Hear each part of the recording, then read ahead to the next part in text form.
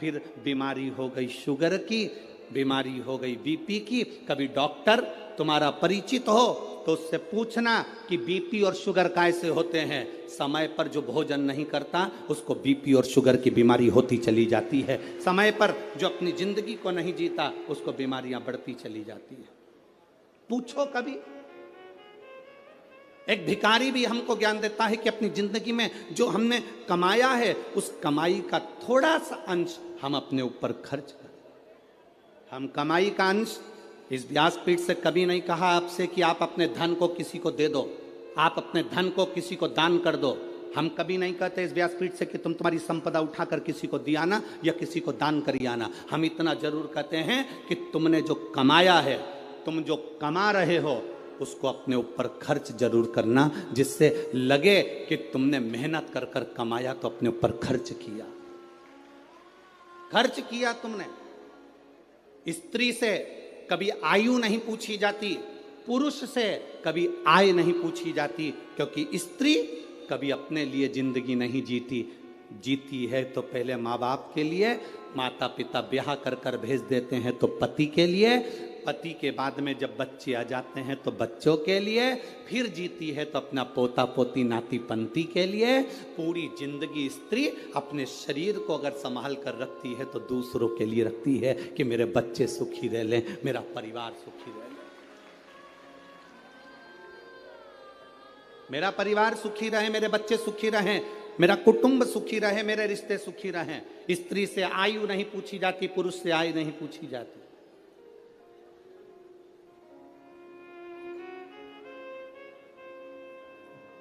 जो दूसरे के लिए जीता है उससे क्या पूछोगे, क्या पूछोगे?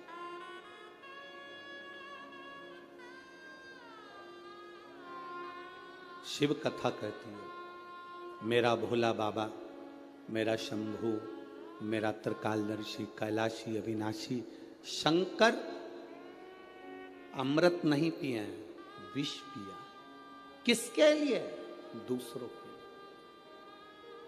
शिव जी ने चंद्र धारण करा, किसके लिए? दूसरों के लिए। शंकर भगवान ने सर्प धारण करा, किसके लिए? दूसरों के लिए।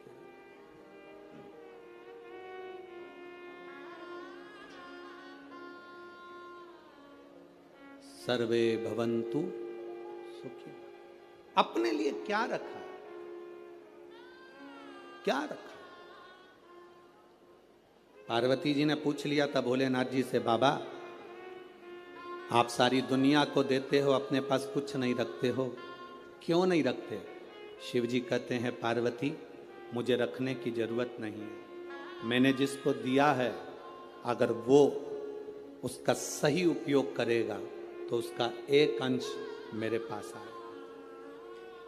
अगर उसने सही उपयोग करा तो उसका एक अंश मेरे पास में आएगा, मेरे करीब में पहुंचेगा। अगर वो सही उपयोग कर रहा है तो।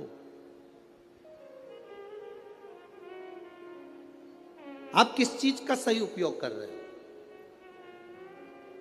नयन दिए मेरे धर्म बाबा ने दर्शन करने के लिए।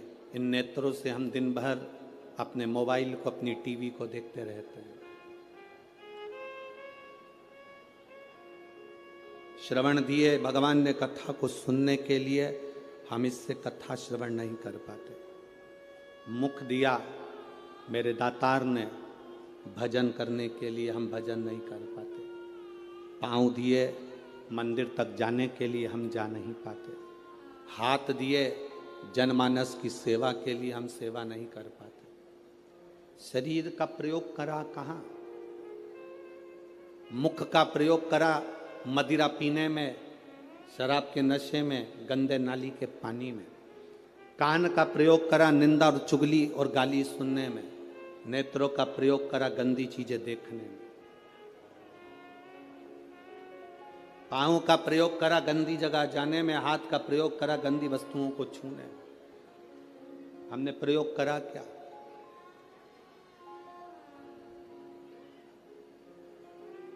हम ले क्या पाए भगवान शिव से? शंकर के मंदिर जाना, जल का पात्र लेकर जाना, वहां से खाली पात्र लेकर मत आना। आपको पहले भी कथा में कहा, बोला था कि नहीं बोला था? शिव जी पे चढ़े हुए जल को थोड़ा सा झेल कर कलश में डालकर जरूर लेकर आना, उसका आचमन करना, घर में छींटना। शंकर के पास जाना तो कभी खाली वापिस मत आना। शिव कथा कहती है अगर आप जल चढ़ाने नहीं भी गए, बिना लोटे के, बिना जल के, बिना बेलपत्र के, बिना धतूरे के, बिना शमी पत्र के, बिना चावल के दाने के भी आप शंकर के पास अगर पहुंच गए हो तो शंकर आपको कभी खाली नहीं भेजता, वो झोली भर कर ही भेजता। शिव भक्ति होती ही ऐसी है। शंकर भगवान की अविरल भक्ति का फल ही यही है। शंभु शरणे पड़ी मांगो घड़ी रे दुख काटो दया करी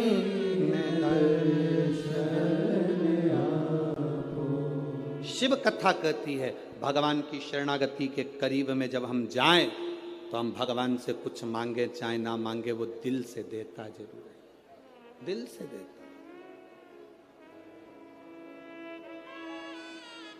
आप लोगों से एक बात पूछें क्या? जवाब दोगे? अरे बोलो तेरे नागपुर वालों, पक्का? ठीक है। तुम्हारी आर्थिक स्थिति ठीक है, तुम्हारी आर्थिक स्थिति ठीक हो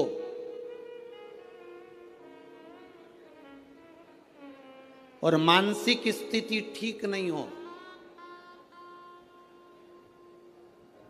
तो आर्थिक स्थिति का कोई कारण, कोई अच्छा फल होगा क्या?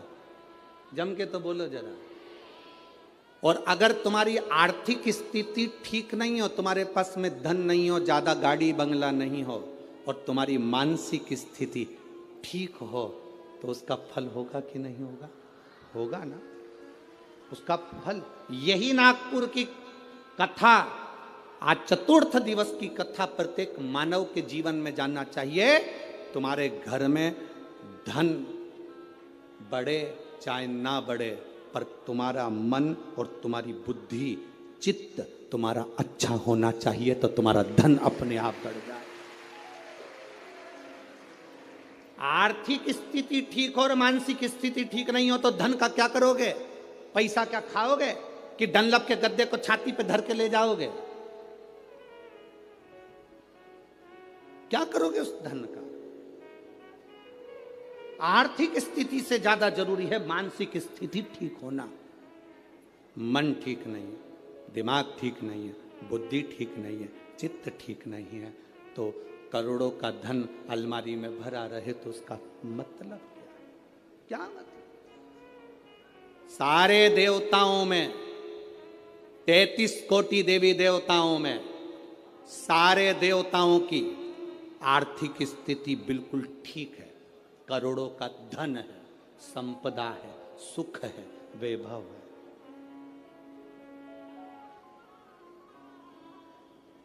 सबके पास में वैभव है, सबके पास में धन है, पर मेरे बाबा के पास में आर्थिक स्थिति भी ठीक है और मानसिक स्थिति भी ठीक है। वो दुनिया के मन को अपने कंट्रोल में रखते हैं।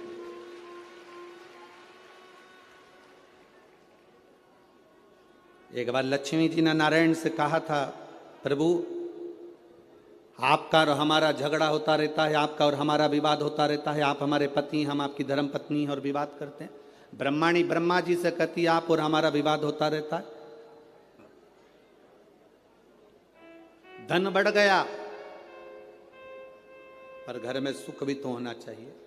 शिव भगवान नारायण ने कहा, लक्ष्मी घर की मानसिक स्थिति ठीक करने का सबसे सुंदर तरीका है, सबसे सुंदर तरीका, लक्ष्मी शिव की आराधना करो। लक्ष्मी जी ने कहा, मैं शंकर की आराधना? हाँ। लक्ष्मी जी ने कहा, आप कह रहे हो बिल्कुल सही है, मेरी मां, लक्ष्मी जी की मां का नाम क्या था? भगवान नारायण की सासू का नाम क्या था? ख्याति देवी। क्या नाम था? ख्याति देवी। लक्ष्मी जी की मां, भगवान विष्णु जी की सासू ख्याति देवी। लक्ष्मी जी कहती हैं, मेरी मां ने भी मुझे कहा था कि जब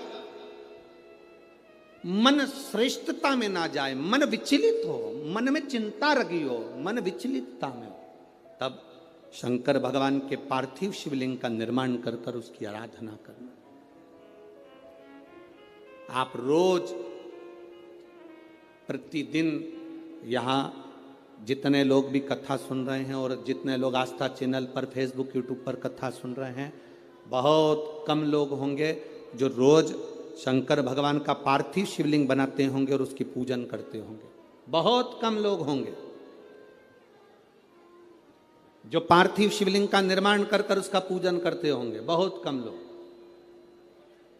अगर हम रोज पार्थिव शिवलिंग का निर्माण नहीं कर सकते, हम रोज भगवान शंकर के शिवलिंग का निर्माण कर कर पूजन नहीं कर सकते, तो कम से कम एक काम हम रोज कर सकते हैं, अपने घर से जल ले जाकर शंकर जी को समर्पित कर सकते हैं, जिससे बाबा हमारे हृदय की दशा को जाने।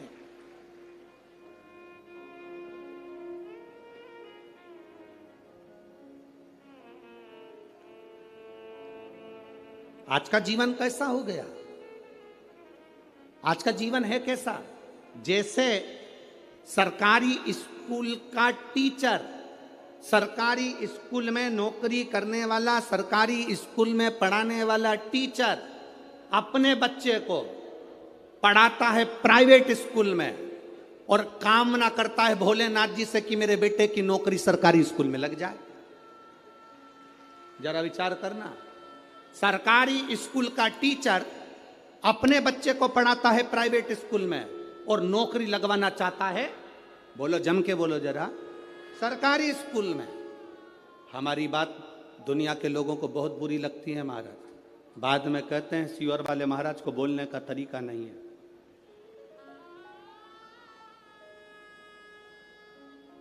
तो तुम जिस दिन तरीके पे आ जाओगे तो हम भी तरीके से बोलना प्रारंभ कर देंगे, उसमें क्या दिक्कत है, उसमें क्या टेंशन। सरकारी स्कूल में पढ़ाने वाला टीचर, सरकारी स्कूल का प्रिंसिपल, सरकारी स्कूल में पढ़ाने वाला टीचर अपने बच्चे को पढ़ाता है प्राइवेट स्कूल में और बेटे की नौकरी लगवाना चाहता है सरकारी स्कूल में। कारण उसको स्कूल की पढ़ाई का अंदाजा है, उसको स्कूल की कमाई का भी अंदाजा है, इसलिए वो नौकरी सरकारी चाहता है। अगर तू अपने बेटे को सरकारी नौकरी चाहता है तो अपने बेटे को सरकारी स्कूल में पढ़ाना भी चाहिए, पढ़ाना भी चाहिए। जब तुम अपने बच्चे को सरकारी स्कूल में पढ़ाओगे तो तुम्हें मालूम पड़ेगा कि हमें किस तरह से बच्चे को पढ़ाना है, हमें कितना ज्ञान देना है, कितनी प्रबलता देना है, कितनी विद्वत्ता देना है। एक साइंटिस्ट पहले अपने साइंटिस्ट बनने वाला पहले धीरे धीरे धीरे धीरे प्रैक्टिकल कर करके तब जाकर साइंटिस्ट बनता है। आप भी जब अपने ऊपर अमल करोगे तब मालूम पड़ेगा कि जिंदगी की दौड़ में हमें कितने आगे निकलना है, कितने पीछे हम जा रहे हैं।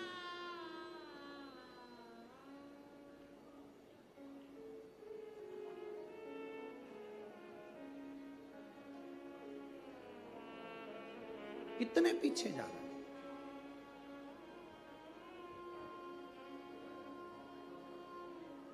कितना विचित्र संसार हो गया, जरा विचार करिएगा। वो तो अब शिव महापुराण की कथा होती है तो ये लाखों की भीड़ अब जुटने लगी है, अब आने लगी है।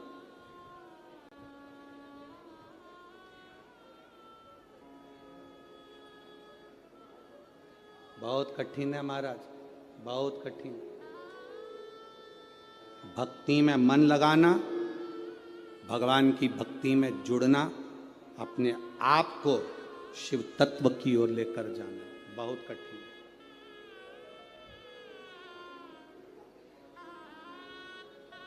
अपने भीतर से शंकर की ओर जाना। आप में से कई माताएं बैठी हैं जो बात बात में कह देती घुटने काम नहीं कर रहे, अरे बोलो तो नहीं, सही है कि गलत है जीजियों? ए नागपुर की जीजियों, सही है? माता कहती है घुटने काम नहीं कर रहा है, कोई के मेरा हाथ काम नहीं कर रहा, कोई के मेरा कमर काम नहीं कर रही। आज तक एक भी ऐसी नहीं मिली जो कह दे मेरा दिल काम नहीं कर रहा, मेरा मन काम नहीं कर रहा। दिल काम कर रहा है तभी तो लगी रहती है।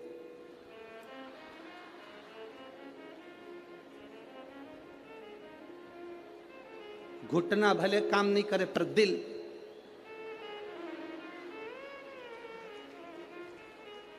दिल काम कर। आज तक नहीं मिली एक, जितने मिले सब ऐसे ही मिले। घुटना काम नहीं कर रहा, हाथ काम नहीं कर रहा, सिर काम नहीं कर रहा, पीठ काम नहीं कर रही। आज तक नहीं बोला कि मेरा दिल काम नहीं कर रहा। जब तक मैं कथा नहीं सुनती मेरा दिल नहीं लगता, ये मन नहीं लगता, ये चित्त नहीं लगता, ये काम ही नहीं करता।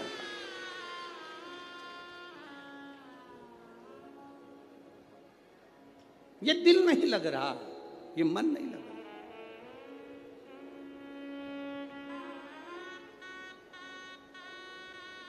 कैसे?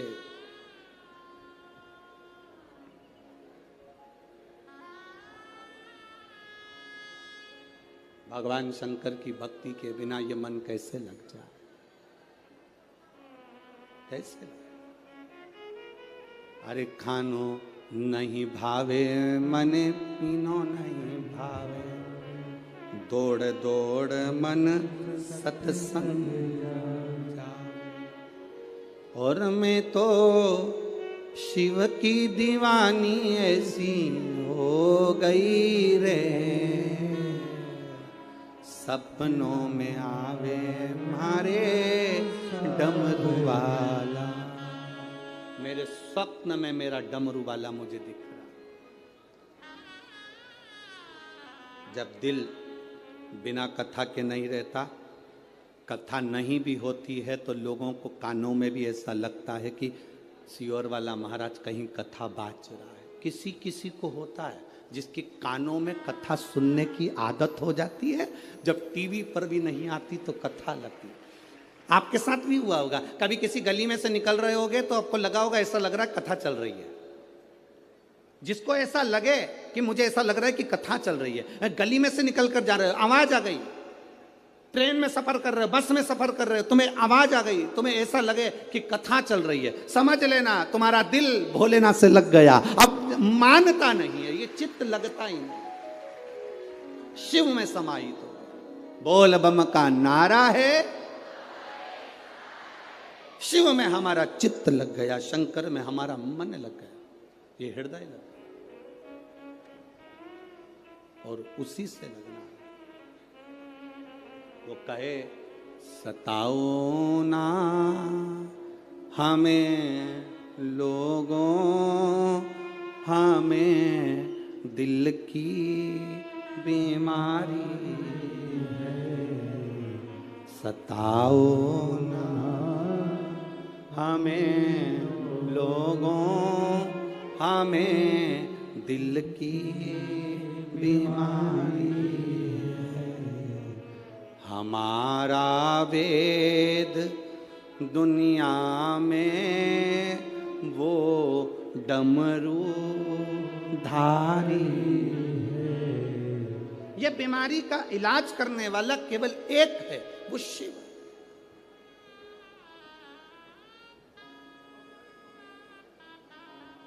अभी इससे पहले जो कथा हुई थी छत्तीसगढ़ की, सुनी थी? अरे बोलो तो। हमने उसमें कहा था दर्जी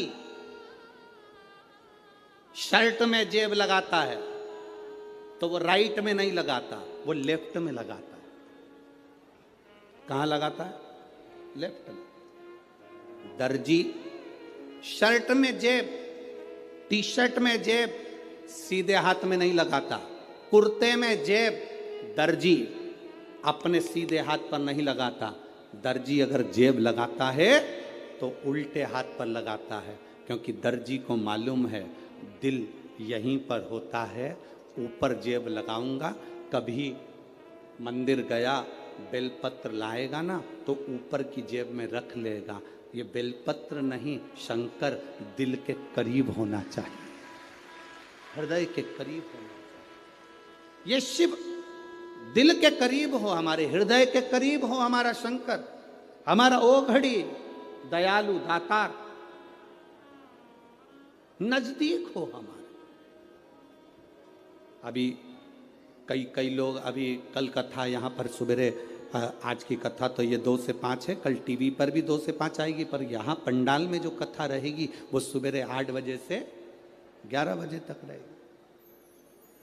अब जो अहमदाबाद की कथा थी वो परमिशन ना मिलने के कारण बस कैंसिल हो गई, तो अब कथा होगी 3 नवंबर से 9 नवंबर तक ब्रज में, कोसी कला में, मथुरा में 2 बजे से 5 बजे तक। अब बीच में जो समय है तो कई माताओं ने विचार करा अच्छा हुआ हमारी कथा अच्छी थी तो हमारा मन नहीं लगता था काम में, अब बीच में जो समय मिल गया हम इसमें सफाई कर लेंगे, अब दिवाली की सफाई कर, अब बीच में जो समय मिला है सफाई करने का मिला। बस आपसे निवेदन है, जैसे घर की सफाई करोगे तो लक्ष्मी आएगी, दिल की सफाई रखना तो महादेव जल्दी से प्रवेश करेगा। निवेदन, वो प्रवेश कर जाए, रीझता है वो। जैसे विजयदशमी के दिन समर्पित की गई शमी का एक पत्ता, महादेव को अगर एक शमी का पत्ता विजयदशमी के दिन समर्पित कर दिया जाता है तो जिंदगी में कभी वैभव और धन की कमी नहीं आती। उसी तरह इस हृदय को शिव तत्व में समाहित कर कर रखना, समाहित। एक कथा आप लोगों ने सुनी होगी, महर्षि वर्तंतु।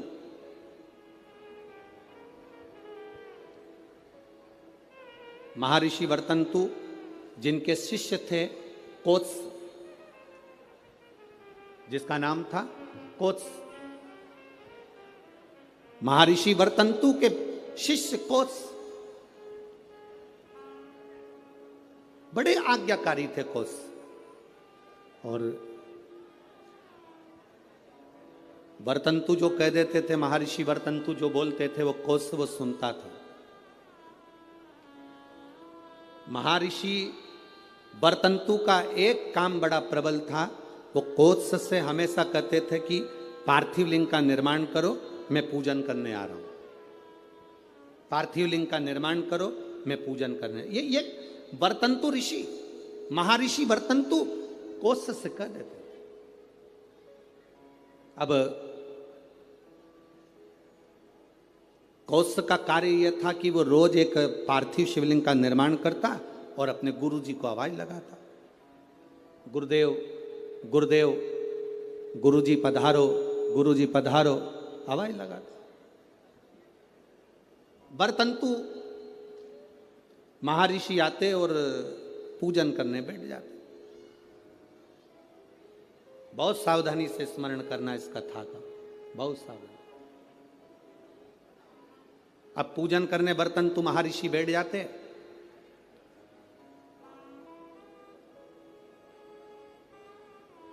एक बार कोत्स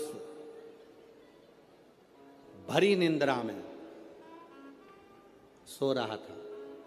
उसने स्वप्न में क्या देखा कि कोई काले काले से भयंकर दंत वाले आश्रम में प्रवेश कर रहे।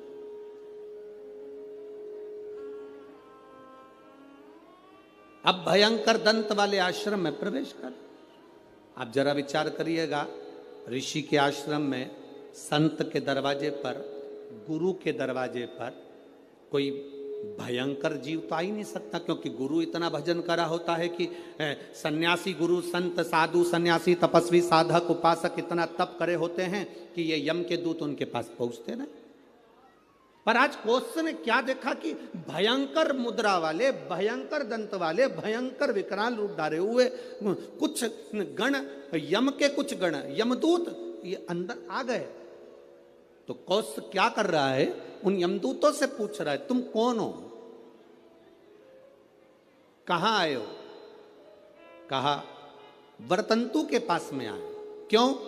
बस वरतंतु के पास में हम पहुंचे उनको लेने के। हो क्यों? उनको लेने के लिए तो बैकुंठ से पार्षद आना थे, उनको लेने के लिए तो बैकुंठ से विमान आना था, तो तुम उनको लेने कैसे पहुंच गए? उन्होंने तो शंकर की आराधना करी है, उन्होंने तो शिव की आराधना करी है। यमदूतों ने बड़ी सुंदर बात कही, वो आपकी भी बुद्धि में बैठना चाहिए। यहां जितने लोग कथा सुन रहे हैं और जितने आस्था चैनल पर फेसबुक पे सुन रहे हैं, आपकी बुद्धि में कौश की और वरतंतु की चरित्र आपके जीवन में उतरना चाहिए। इन्होंने तो शंकर की आराधना करी है, शिव की भक्ति करी है। यमदूत कहते हैं हम इनको शंकर के दरवाजे तक लेकर जाएंगे, आधा समय ये शिव के द्वार पर रहेंगे और आधा समय हमारे साथ में रहेंगे। कारण क्यों? कहा ऋषिवर गुरुवर जब पूजन करने बैठते थे तो आधा कार्य वो अपने शिष्य से करवा लेते थे। बेटा फूल लेके आना, बेटा आसन बिछाना, बेटा ये सामान लेकर आना, बेटा वो सामान लेकर आना। एक स्त्री, एक पुरुष स्वयं, आप अगर ठाकुर जी से सेवा करने बैठे हो, भगवान से लाड लड़ाने बैठे हो, भगवान की पूजन करने बैठे हो, भगवान की आराधना करने बैठे हो, तो अपनी पूजन की थाली स्वयं लगाइए। पशुपति व्रत करने वाली माताएं ध्यान रखेंगी इस बात के लिए। पशुपति व्रत की नियम, पशुपति व्रत करने वाली माताओं का नियम क्या है? कई माता कहती है हमने 2 बार व्रत कर लिया, भगवान हमारी नहीं सुना, हमने ये कर लिया, भगवान हमारी नहीं सुना। आप आए नहीं, सुबह हो गई, मेरी पूजा की थाली धरी की धरी रह गई। क्यों? उसका कारण क्या था? मतलब मेरी पूजा में कोई ना कोई कमी निश्चित। आपने पशुपति व्रत करा, भगवान क्यों ना सुने? क्यों नहीं सुने? कारण क्या है? थाली पूजन की लगा रहे हो, देवरानी का व्रत है, जेठानी सामान निकाल के दे रही है, देवरानी का व्रत है, जेठानी आटा सेक रही है सीरा बनाने के लिए, हलवा बनाने के लिए, जेठानी का व्रत है, देवरानी दूध में उकाल कर खीर बना रही है। व्रत तुम्हारा, साधना तुम्हारी, मांग तुम रहे हो। शिव महापुराण की कथा कहती है हिचकी चली, क्या बोलते हैं, हिचकी की डुचकी है, हिचकी। अब तुमको चल रही हिचकी, तुम अपनी पड़ोसन से जेठानी से कह दे मेरे बत्तल का हिचकी ले ले, ले हिचकी, लेगी जेठानी? सिर तुम्हारा दुख रहा, गोली निकाल के जेठानी को दे दो, खा ले, वो पूछे क्यों? मेरा सिर दुख रहा है। हो सकता है? जम के बोलो। छींक तुम्हें आ रही, छींक तुम्हें आ रही और तुम अपनी देवरानी से कहो छींक छींक जल्दी छींक, हो सकता है? नहीं, छींक तुम्हारी है, तुमको छींकना पड़ेगी। खांसी तुम्हारी है, तुम्हें खांसना पड़ेगा। शरीर में कष्ट तुम्हारे है, दवाई तुम्हें खाना पड़ेगी। उसी तरह व्रत तुम्हारा है, तैयारी तुम्हें करना पड़ेगी।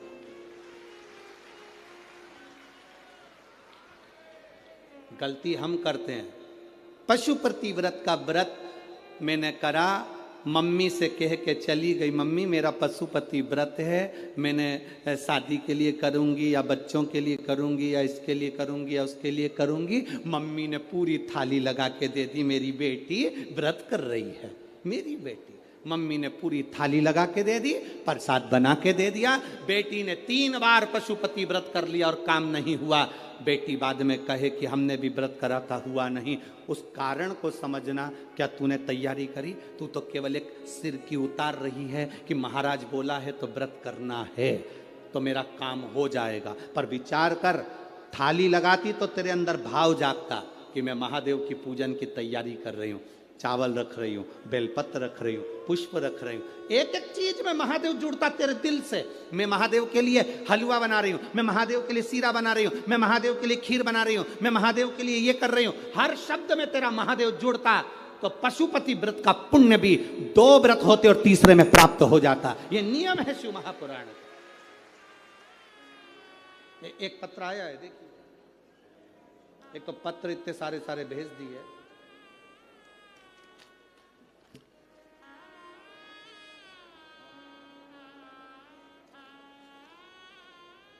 मेरा नाम काजल राहुल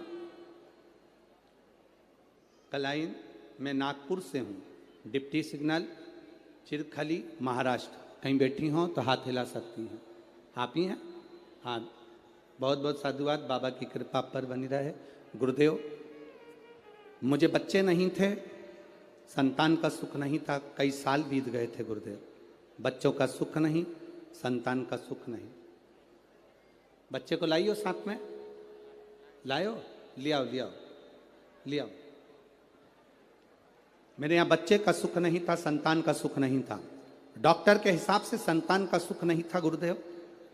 पर एक बार ऑटो में सफर करते करते एक बहन जी ने मुझसे कह दिया कि तू पशुपतिनाथ का व्रत कर। गुरुदेव, पशुपतिनाथ का व्रत एक बार करा, उसका फल नहीं मिला। मैंने सोचा हो सकता है कोई गलती हो गई हो, तब मैंने फिर दूसरी बार पशुपतिनाथ का व्रत किया और बाबा की कृपा का मैं क्या गुणगान करूं गुरुदेव। शिव शिव है।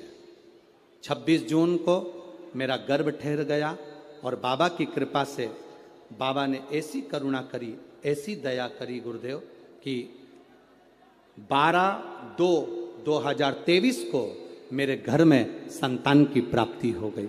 मैं बाबा को यहाँ नमन करने आया। गुरुदेव, मुझे जो संतान हुई वो 8वां महीना भी पूरा नहीं लग पाया था। डॉक्टर के हिसाब से बच्चा कमज़ोर होना था, बच्चे में बल नहीं आना था, उसके शरीर में कष्ट रहना था। पर मेरे बाबा ने मेरी लाज रखी गुरुदेव, और 8वां महीना भी चालू नहीं हुआ और जो संतान हुई बाबा की कृपा से पूरी स्वस्थ हुई। उसको मैं लेकर आई हूँ बाबा को प्रणाम करने के लिए। यह शिव तत्व है, ओ घड़ी दयालु।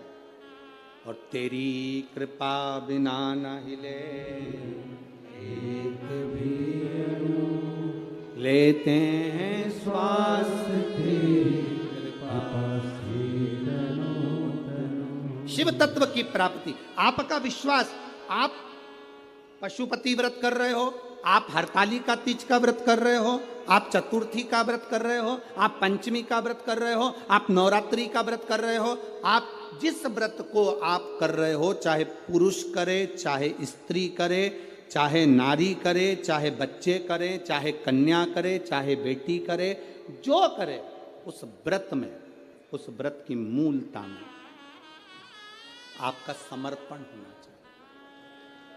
उस व्रत की मूलता में आपका समर्पण।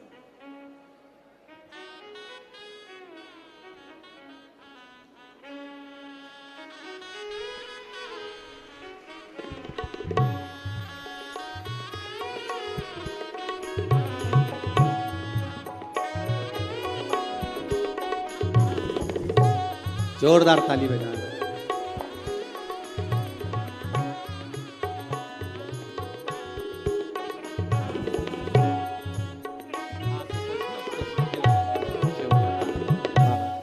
शंभू, अरे लुटा दिया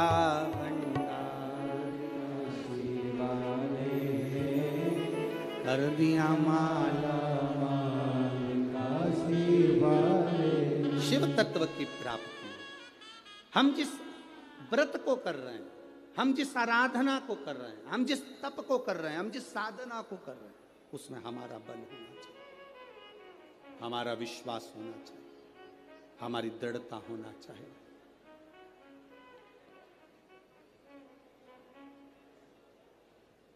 अपना विश्वास प्रबल रखिए, और जब विश्वास प्रबल होगा शिव मिलेगा।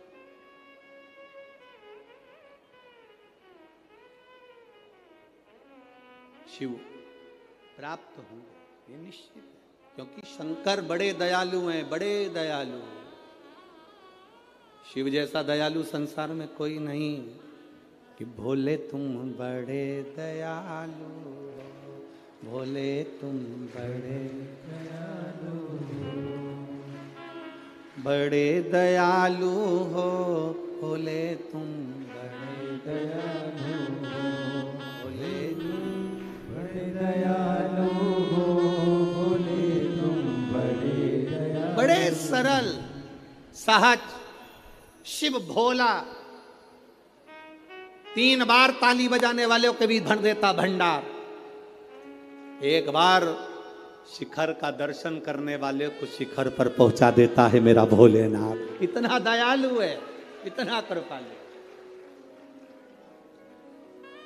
इतना।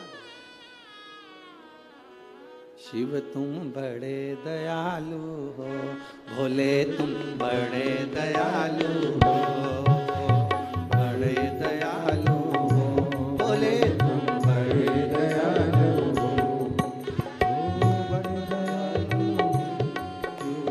बड़े दयालु हो। दोनों हाथों से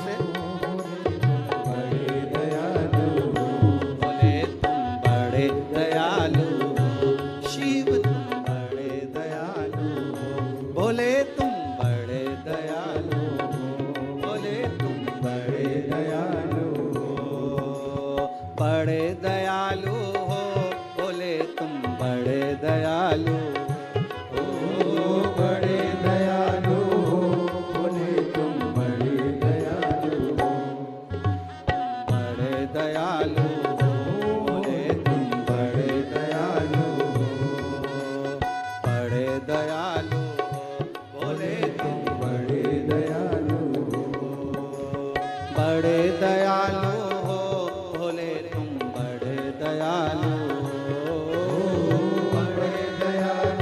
दयालु हो,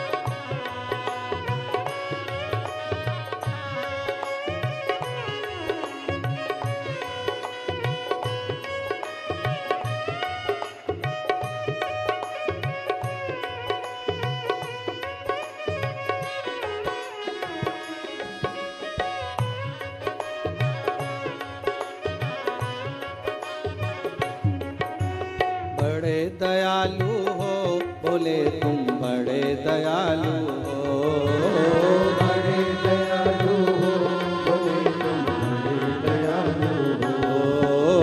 बड़े दयालु हो, बोले तुम बड़े दयालु हो,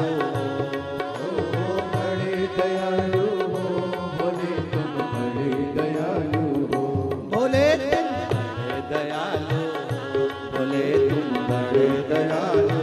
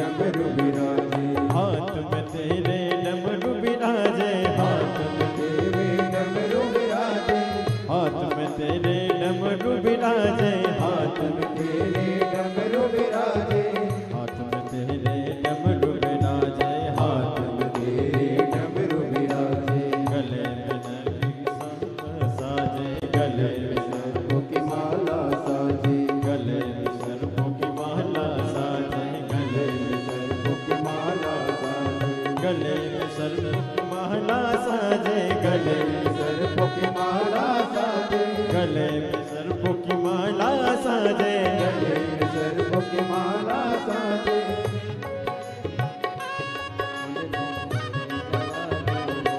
बोले तुम बड़े दयालु हो, बोले तुम बड़े दयालु हो।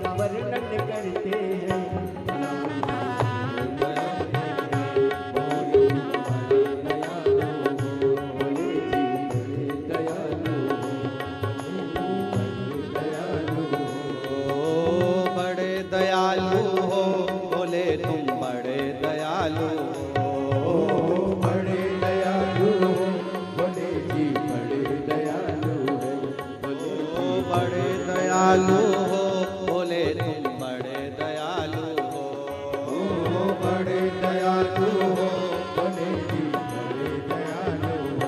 बोले तुम बड़े दयालु हो, बोले तुम बड़े दयालु हो, बोले तुम बड़े दयालु हो, बोले तुम बड़े दयालु हो, बोले तुम बड़े दयालु हो, बोले तुम बड़े दयालु हो। हार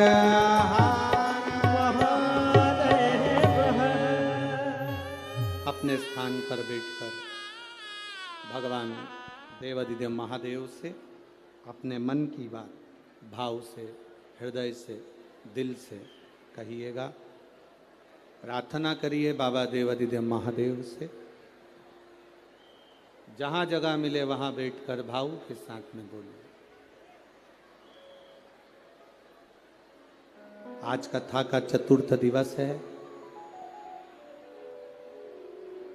कल कथा का विराम दिवस रहेगा। जिन लोगों ने 4 दिन की कथा नहीं सुनी होगी वो कल अवश्य सुनेंगे, क्योंकि बाबा घर के मेहमान जब जाते हैं तो बच्चों को कुछ न कुछ देकर जाते हैं। उसी तरह बाबा की कथा विराम होती है तो बाबा भी झोली भर कर ही जाता है। ऐसा नियम है शिव महापुराण में। दिल से बाबा से प्रार्थना करिए। जहाँ जगह मिले कार्यकर्ताओं को भी जहां जगह मिले वहां बैठकर भाव से कहिए, श्री शिवाय नमस्तुभ्यं, श्री शिवाय नमस्तुभ्यं, श्री शिवाय नमस्तुभ्यं, श्री शिवाय नमस्तुभ्यं, श्री शिवाय नमस्तुभ्यं।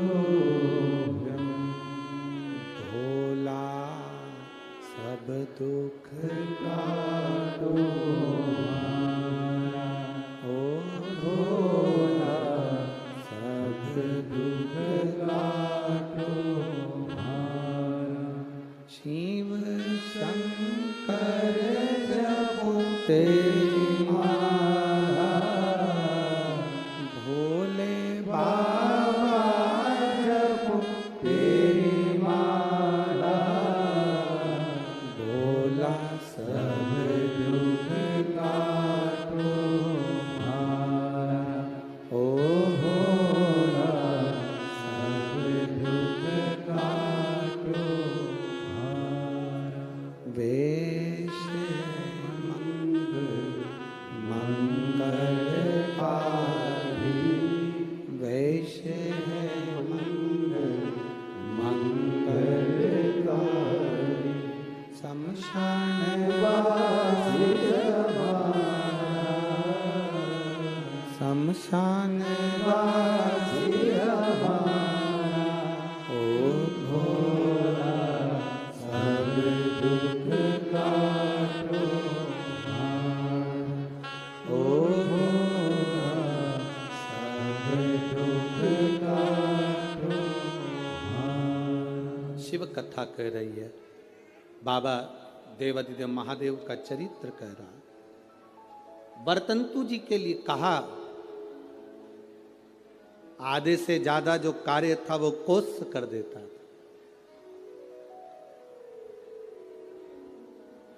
आज कोस की परीक्षा करने के लिए, कोस की परीक्षा लेने के लिए, जब पूरी विद्या अध्ययन हो गया, पूरी पढ़ाई हो गई, सारा विद्या अध्ययन का कार्य हो गया, तब कौश की परीक्षा लेने के लिए बरतंतु जी ने,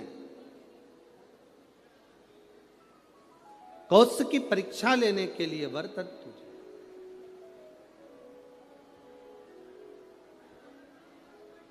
एक बात अपने शिष्य कौश के सामने कह, कौश तुमने मुझसे विद्या अध्ययन करी है,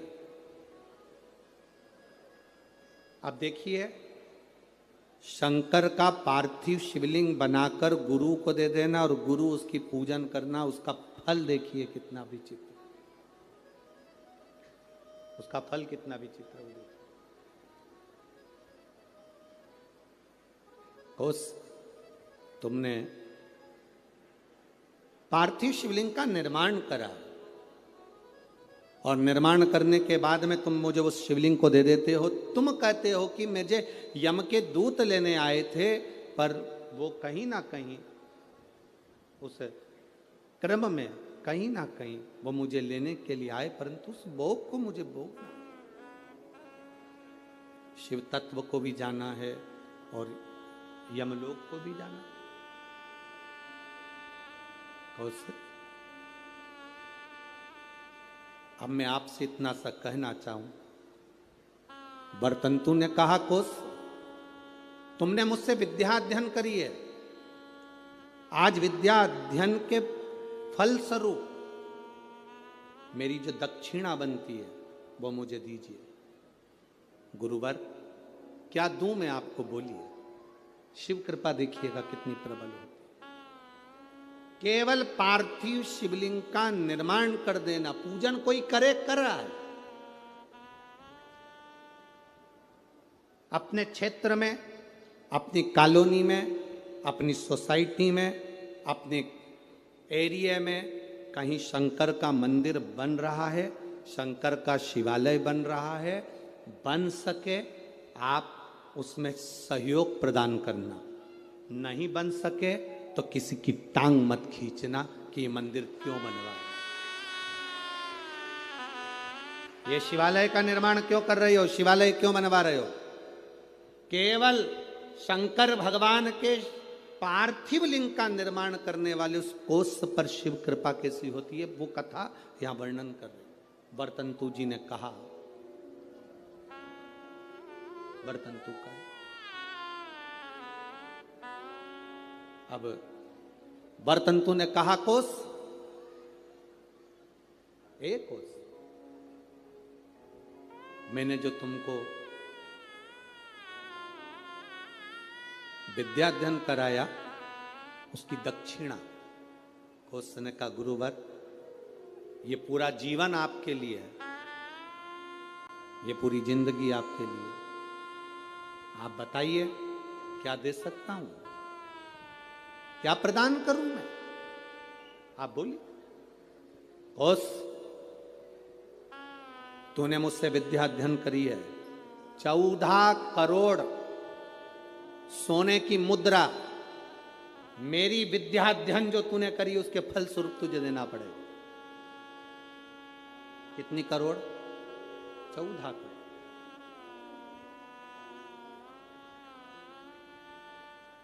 14 करोड़ सोने की मुद्रा। कोष की आंखों में जल भर गया, गुरुदेव मेरे पास तो इतना धन नहीं है, मैं 14 करोड़ आपको सोने की मुद्रा कैसे दे सकता हूं। फिर भी गुरु ने मांगा है, मैं लाकर जरूर दूंगा।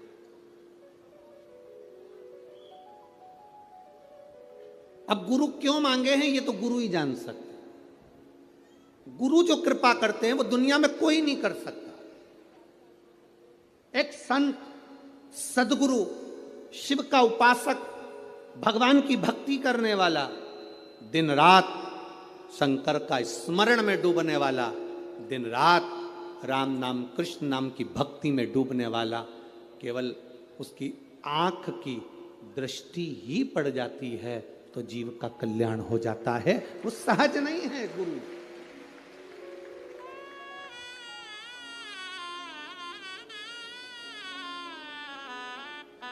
एक गुरु पूर्णिमा पर एक भजन हम हमेशा स्मरण में लेकर आते हैं। ऐसी प्रेम भिक्षा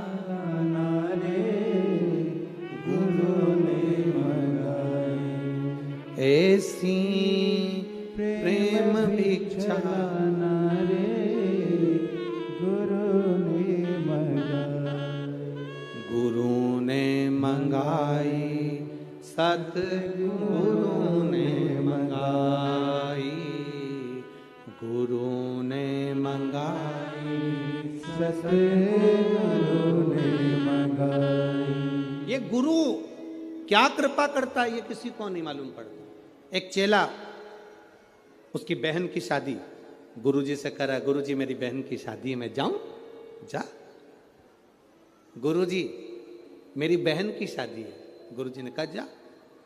गुरुजी मेरी बहन की शादी है। गुरुजी ने कहा जा। अब चेला जाने लगा तो गुरुजी ने कहा देख वो सामने एक झोले में अनार रखे हैं, ले जा। चेले को इतना गुस्सा आया, करोड़ों का धन गुरुजी के पास, क्या छाती पे बांध के मरेगा? इतना बड़ा मठ, इतना बड़ा मंदिर, इतनी प्रॉपर्टी, सारी दुकानें, सब कुछ। गुरुजी ने कहा वो अनार रखे हैं झोले में, ले जा। ठीक है। चेला कुछ नहीं बोला, अनार लेकर चले गए। रास्ते में जाते जाते चेला जंगल में पहुंचा।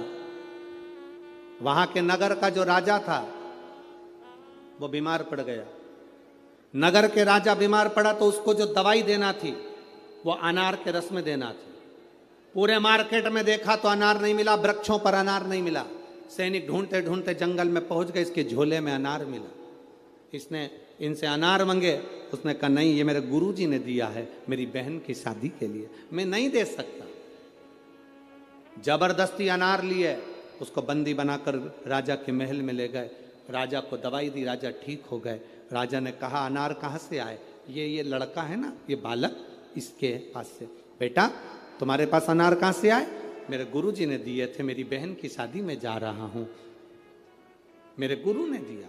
बेटा अनार तो हमने खा लिया, अब एक काम करो, तुम्हारे अनार से मेरे प्राण बचे, तुम चिंता मत करो।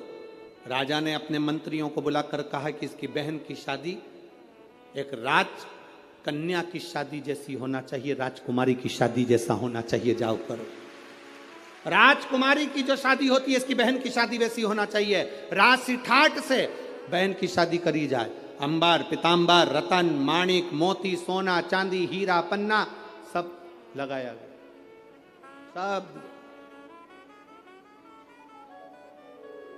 सब प्रदान किया। गुरु कभी भी लोगों को लगता है गुरु जी के पास इतना है तो गुरु जी हमको क्यों नहीं दे रहे? गुरु नहीं देगा।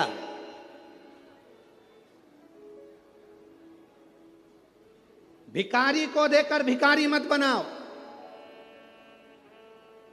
देकर किसी को कमजोर मत बनाओ, किसी को देकर कमजोर मत बनाओ।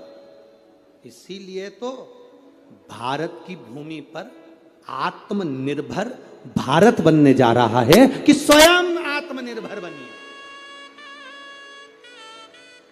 कमजोर नहीं, अपने आप में वो बल होना चाहिए, अपने आप में वो बल हो आपके अंदर।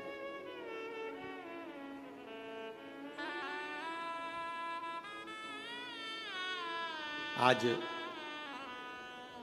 प्रेस वार्ता थी, मीडिया के एक बंधु ने एक प्रश्न किया कि कल आपने व्यासपीठ से कह दिया कि ये जितने लाखों की संख्या में आप लोग यहाँ पहुंचे हो, एक नियम अपने अंदर उतार कर रखना, हफ्ते में एक दिन ऐसा बनाना जिस दिन हमारा पूरा घर, पूरा परिवार एक साथ बैठकर, भाई भाई, परिवार, देवरानी, जेठानी सब एक साथ बैठकर भोजन करते हों।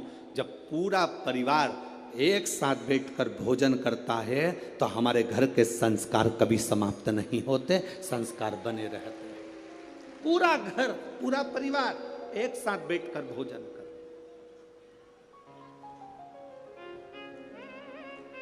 एक साथ रहे। शिव जी ने पार्वती जी को 2 वर दिए, उसमें से एक वर दिया कि शिव और शक्ति का बल व्रत, साधना, उपास करने वालों के साथ, नियम धारण करने वालों के साथ में रहेगा, जो नियम धारण कर।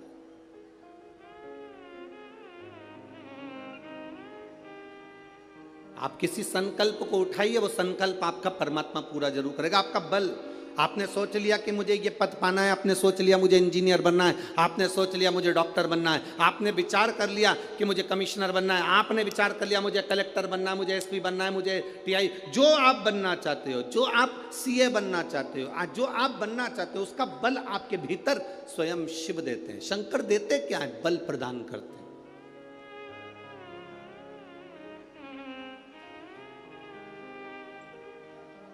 शिव जी देते ही बल है। अरे कृपा की ना होती जो आदत तुम्हारी, तो सोनी ही रहती अदालत तुम्हारी, जो गरीबों के दिल जगा तुम न पाते, तो किस दिल में होती इबादत तुम्हारी। शिव देते क्या है? शंकर बल प्रदान करते। दुनिया के लोग हंसेंगे शंकर जी पे जल चढ़ाने से क्या होता है? दुनिया के लोग हंसेंगे शंकर जी पर एक लोटा जल चढ़ाने से फल क्या मिलता है? एक लोटे जल की महत्वता क्या होती है? दुनिया के लोग हंसेंगे कि शंकर की आराधना का फल क्या होता है। दुनिया के लोग हंसेंगे कि भगवान शिव की भक्ति का फल क्या होता है।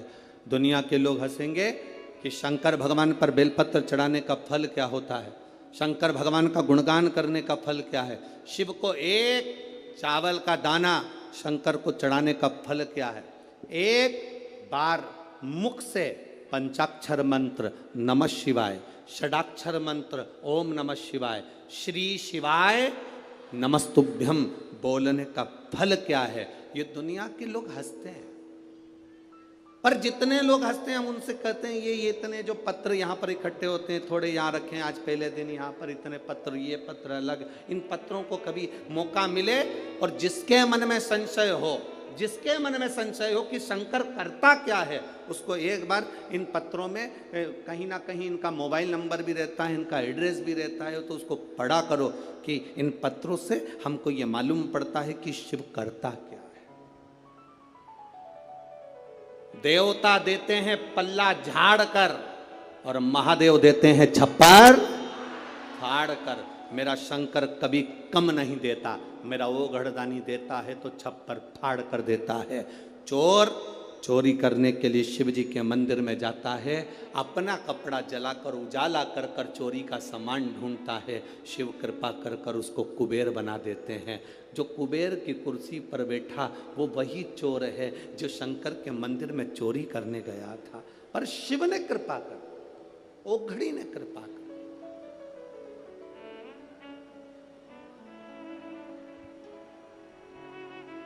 वो करुणा सागर।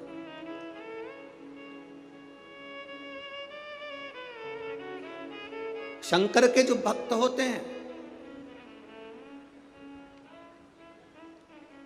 वो 3 बार रोते हैं। कितनी बार रोते हैं? 3 बार। शिव के जो भक्त होते हैं वो 3 बार रोते हैं। पहला, जब भगवान शंकर को पुकारते हैं, उसके हृदय में बड़ी तकलीफें होती है, कष्ट होता है, दुख होता है, तब वो भगवान को पुकारता है, तब रोता है।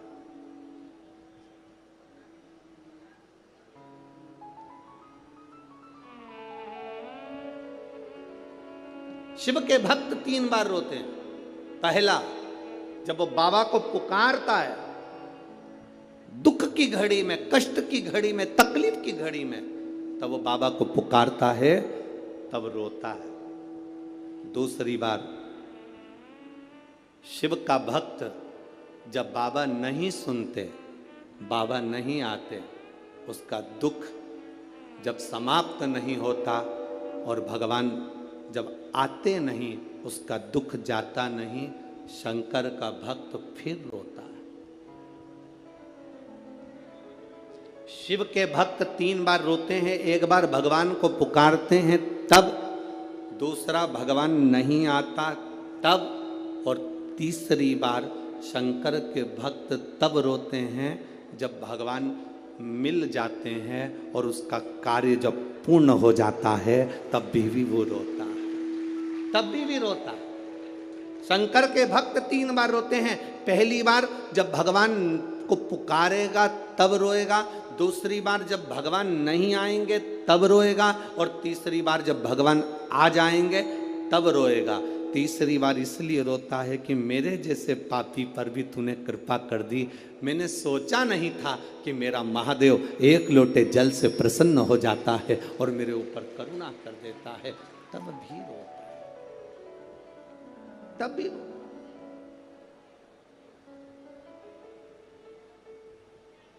बस आपका भरोसा, आपका विश्वास दृढ़ होना चाहिए, और जितना विश्वास, जितना भरोसा आपका पक्का होगा, उतना परमात्मा को मिलने में देरी नहीं होगी।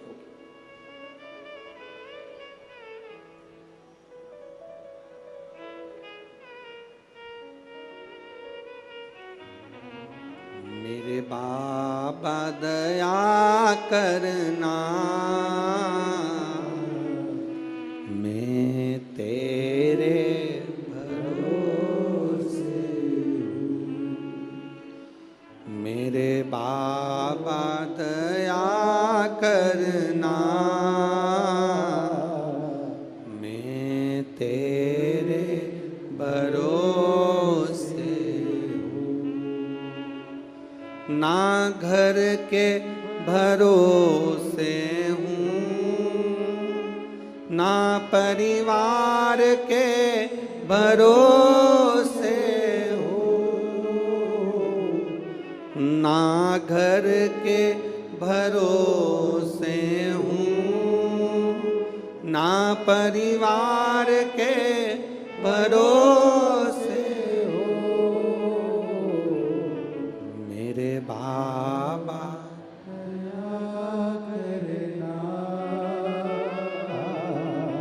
मैं तेरे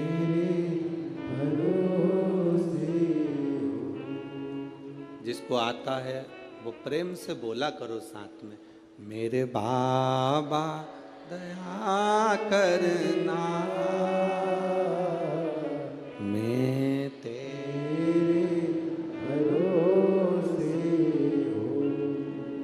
हम तो बाबा के भरोसे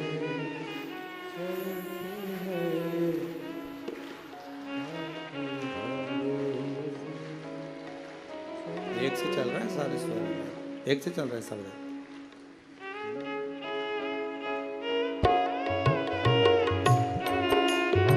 आओ से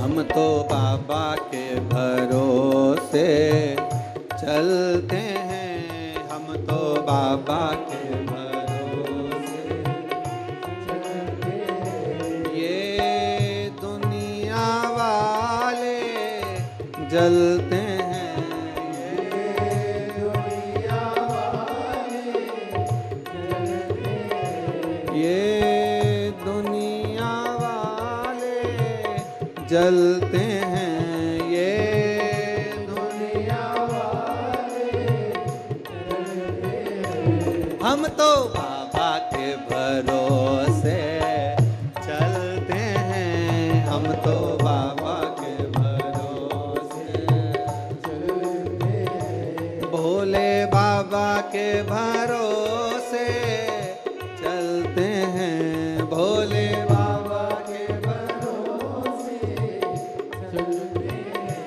शंभो बाबा के भरोसे चलते हैं, शंभो बाबा के भरोसे चलते हैं। हम तो बाबा के भरोसे चलते हैं, हम तो बाबा के भरोसे चलते हैं।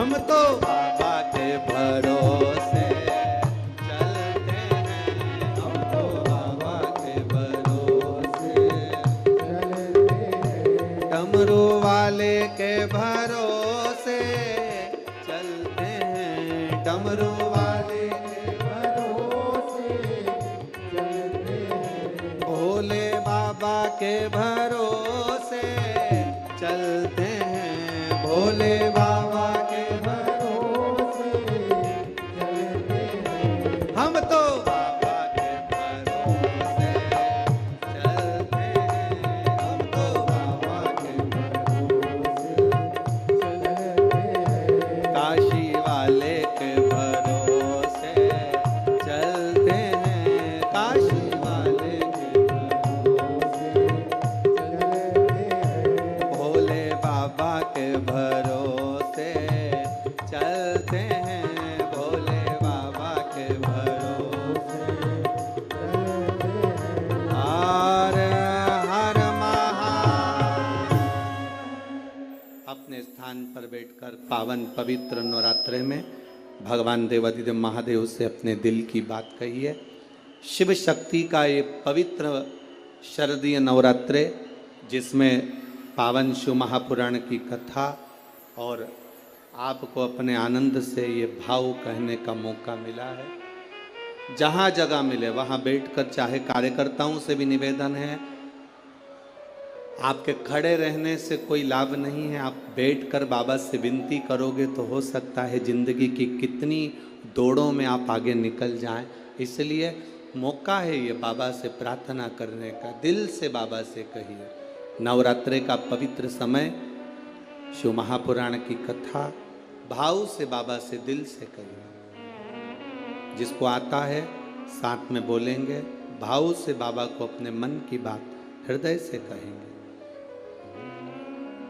श्री शिवा नमस्तु, श्री शिवा नमस्तु,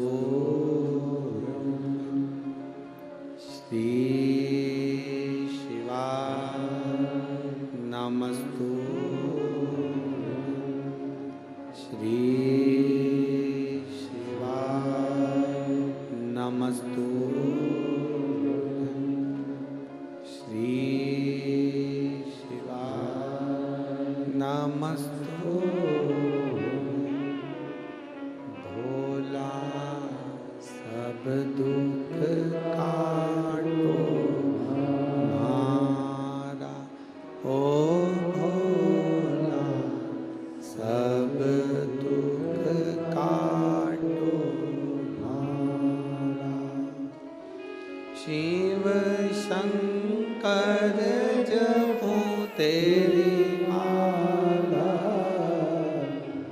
भोले बाबा जपो तेरी माला, भोला सब दुख काटो हमारा, ओ भोला सब दुख काटो हमारा। वेश मंगलकारी, वेश है मंगलकारी, शमशान वासी हमारा,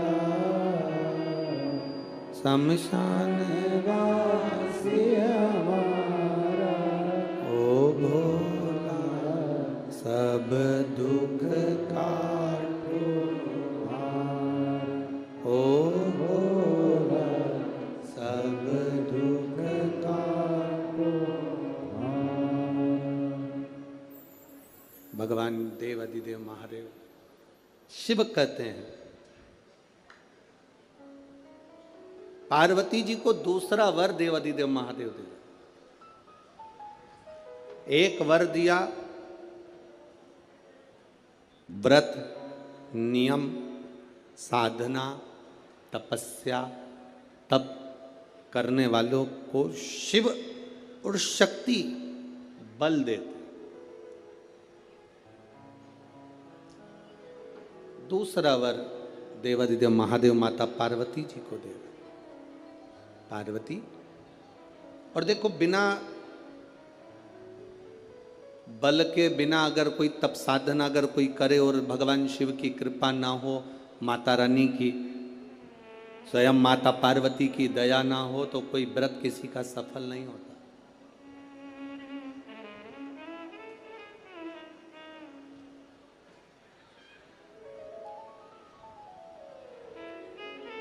राजा प्रसेनजीत की 2 बेटी थी। एक का नाम था नेनुका और दूसरे का नाम था रेणुका। कितनी बेटी हैं? जम के बोलो जरा। 2। पहली का नाम क्या है? नेनुका, ना एन, नेनुका पहली का नाम, और दूसरी का रेणुका, आर, रा, रेणुका। राजा प्रसेनजीत की 2 बेटी है, एक नेनुका है, दूसरी रेणुका है।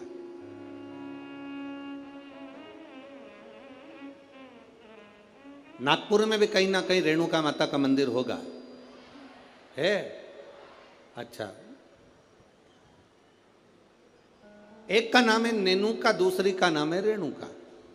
अब देखिए तप का बल कैसे प्राप्त होता है। दोनों देवियों में विचार करिए, ये दोनों राजा प्रसेनजीत की दोनों बेटी है, रेणुका और नेनुका, ये दोनों बेटी राजा प्रसेनजीत।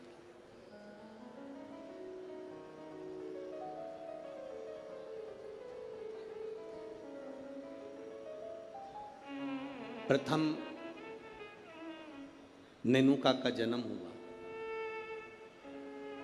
और नैनुका का जब जन्म हुआ तब नैनुका उस जन्म को पाने के बाद में अपने राजसी कार्य में अपने पिता के साथ में रहने लगी, कार्य करने लगी। दूसरे नंबर पर आई है रेणुका। रेणुका का जब से जन्म हुआ, जब से रेणुका जन्मी, उस दिन से उसने केवल अपनी मां रेणु से एक बात सीख ली कि जो कुछ मिलेगा वो अपने कर्म से मिलेगा, जो कुछ मिलेगा वो अपनी मेहनत से मिलेगा। इसलिए मत बुरे कर्म कर बंदे, वरना पछताएगा। भगवान की आंखों से तू बच नहीं पाएगा, बच नहीं पाएगा। हम जिस कर्म को करें उस कर्म के बल पर हमें प्राप्ति हो। एक पत्र आया है, देखिए।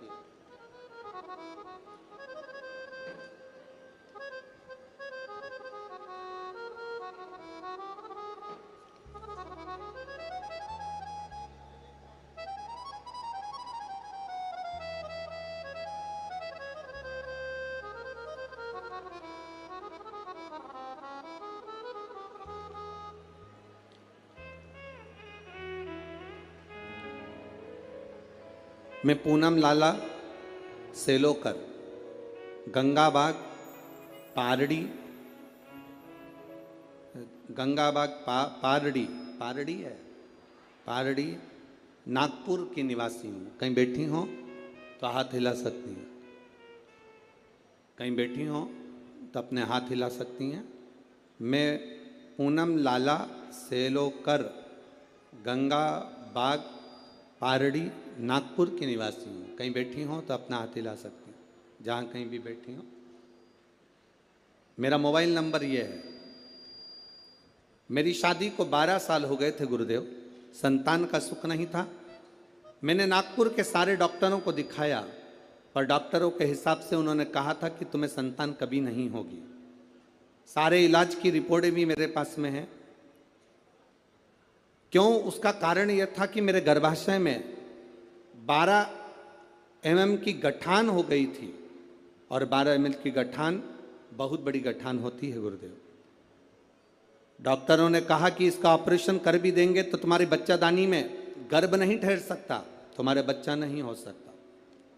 तब मेरी दीदी ने कहा, आस्था चैनल पर कथा आती है, कभी 1 बजे कभी 2 बजे आती है, उस कथा को श्रवण करो। मैंने 2022 में कथा श्रवण करना प्रारंभ करा। आपने पशुपतिनाथ के व्रत का वर्णन किया। 12 साल तक मेरे यहाँ औलाद नहीं हुई गुरुदेव।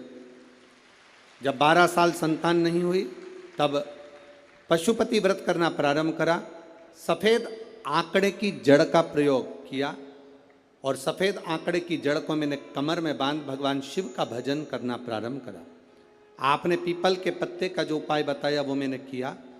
और गुड़ियारी रायपुर की कथा मैंने टीवी पर आसन लगाकर सामने टीवी को चालू कर पूरी कथा गुड़ियारी रायपुर की सुनी और बाबा की कृपा से उसी महीने में मेरा गर्भ ठहर गया। और 17 जुलाई 2023 को मुझे पुत्र रत्न की प्राप्ति हुई है। मैं बाबा को यहाँ प्रणाम करने आई हूँ। कहीं बैठी हैं क्या? बच्चा लाए हैं? बच्चा लाए हो ले आओ, अगर लाए हो तो लेकर आ सकते हो। गुरुदेव, डॉक्टर के हिसाब से मेरे यहाँ कभी संतान का सुख नहीं था। उनके हिसाब से मुझे औलाद नहीं हो सकती थी। पर बाबा देवाधिदेव महादेव पर जो विश्वास किया, भरोसा किया, जल चढ़ाया, जल का आचमन किया, ये शिव की कृपा से मुझे संतान की प्राप्ति हुई। ये शिव तत्व। एक पत्र और बड़ा सुंदर आया, देखिए।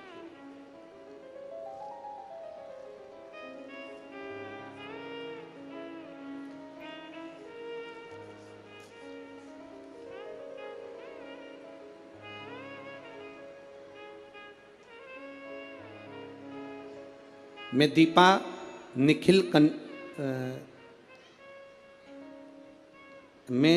निखिल कनाटे, शांति नगर, कावलापेट है, कावलेपेट। अरे तुम समझ गए ना? हाँ बस ठीक है। नागपुर मेरा प्लाट नंबर 143। बहुत जोरदार। कहीं बैठी हैं? कहीं बैठी हो तो हाथ हिला सकती हैं। कहीं पर बैठी हो तो हाथ हिला सकती हैं। मैं दीपा निखिल कनाटे, शांति नगर,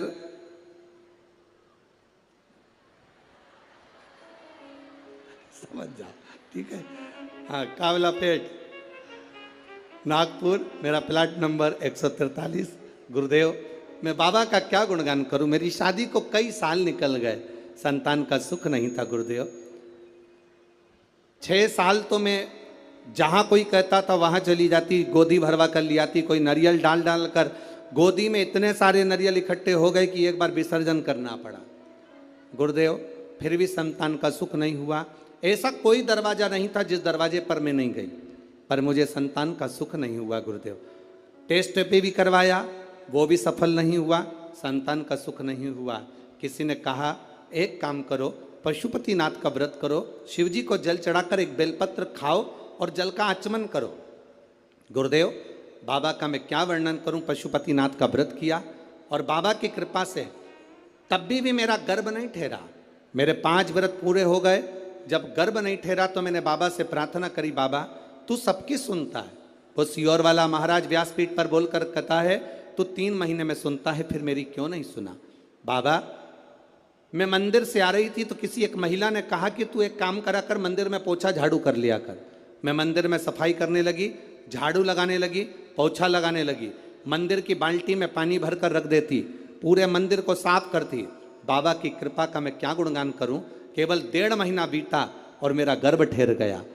अब गर्भ ठहर गया गुरुदेव, डॉक्टर को जांच कराई तो उसने कहा कि तुम्हारा गर्भ में बच्चा है। अब डॉक्टर ने जांच कर कर कहा कि गर्भ में बच्चा है। बच्चा मेरे गर्भ में रहा। 1 महीना, 2 महीना, 3 महीना, 4 महीना बीतता चले गया। 4थे महीने में मुझे कष्ट बहुत हुआ। जब कष्ट बहुत ज़्यादा हुआ तब डॉक्टर को दिखाया तो उसने कहा तुम्हारे गर्भाशय में एक बच्चा है और कोई एक गोला सा दिख रहा है, ऐसा लगता है कि कोई गांठ पड़ी हुई है। तब मुझे भय लगा और मैंने तुरंत गीता प्रेस गोरखपुर की शिव महापुराण की कथा पुस्तक बुलवाई, पढ़ना चालू करा। मेरा 5वां महीना निकला। डॉक्टर कहते रहे तुम्हारे गर्भ में एक बच्चा है और एक गांठ पड़ी हुई है। 6वां महीना पूर्ण हुआ, 7वां महीना पूरा हुआ, धीरे धीरे करते 9वां महीना हुआ। कथा पढ़ती रही, भोलेनाथ का भरोसा करती रही। अब मेरा डिलीवरी का टाइम आया। डॉक्टर ने कह दिया तुम्हारे शरीर में प्लेटलेट कम है तो तुम्हारा साधारण सा नॉर्मल डिलीवरी नहीं हो सकती, तब ऑपरेशन से बच्चा हो। जानकर मैं बड़ी दुखी हो गई। अब करे तो करे क्या। डॉक्टर के अनुसार तुम्हारे गर्भ में एक बच्चा है और एक गांठ है, तो बड़ी सावधानी से बच्चे को जन्म देना पड़ेगा। तब क्या कहूँ गुरुदेव, बाबा तो बाबा है। आप कहते हो भगवान देता है पल्ला झाड़ कर, महादेव देता है चप्पर फाड़ कर। बाबा ने मुझे 2 संतान प्रदान कर दी। जो डॉक्टर कहता था केवल एक गठान है, वो 2 संतान दिए। मैं दोनों बच्चों को लेकर यहाँ आई हूँ गुरुदेव, आपका आशीर्वाद मिले। कहीं बैठी हैं? दोनों बच्चों को लेकर जो आई हैं, कहीं बैठी हो तो हाथ हिला सकती हैं जहाँ कहीं बैठी हो, और अगर बैठी हो तो अपने दोनों बच्चों को लेकर व्यासपीठ के पास में आ सकती हैं।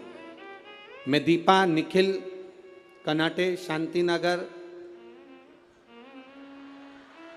ठीक है, कावलापेट, नागपुर, मेरा प्लाट नंबर 143। श्री शिवाय नमस्ते। ये शिव तत्व है, औघड़ी है शंभु, त्रिकालदर्शी है।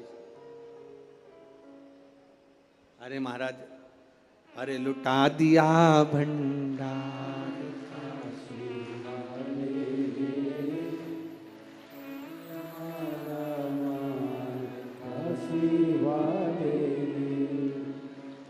एक बात तो है,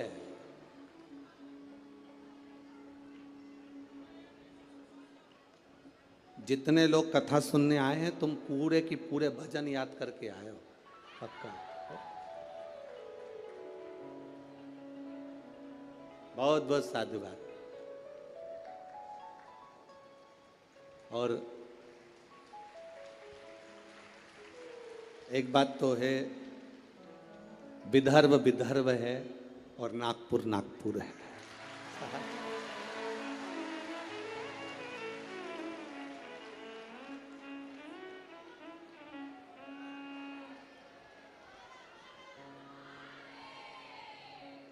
तुम सब नागपुर के संतरे से कम नहीं, पक्का। संतों की धरा है नागपुर, शिव तत्व की प्राप्ति। महाराज औघड़ी है शिव। 2 बेटियां हैं राजा की, प्रसेनजीत की 2 बेटियां। एक नेनुका है तो दूसरी रेणुका। नेनुका अपने राज परिवार में, अपने राजघराने में सुख से आनंद से रह रही है, आनंद से रह रही है। और रेणुका जिसके अंदर भाव शुद्ध है, जिसके अंदर भाव की शुद्धता, जिसके अंदर आनंद की शुद्धता, वो रेणुका है। दोनों में भाव की शुद्धता। नेनुका राजघराने का आनंद ले रही है, नेनुका राजघराने का सुख पा रही है, और रेणुका राजघराने में रहने के बाद भी अपनी मां रेणु के पद चिन्हों पर चलकर भगवान देवाधिदेव महादेव की अविरल भक्ति में लीन है। अविरल भक्ति,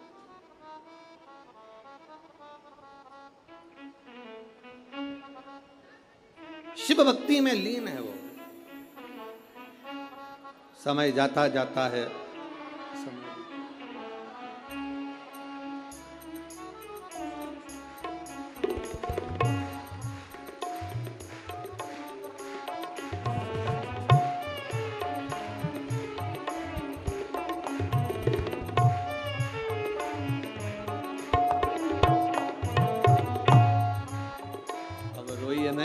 खुश होइए, बाबा ने झोली भर दी ना तो रोना नहीं है, अब तो खुश होना है। आप भी मत रो।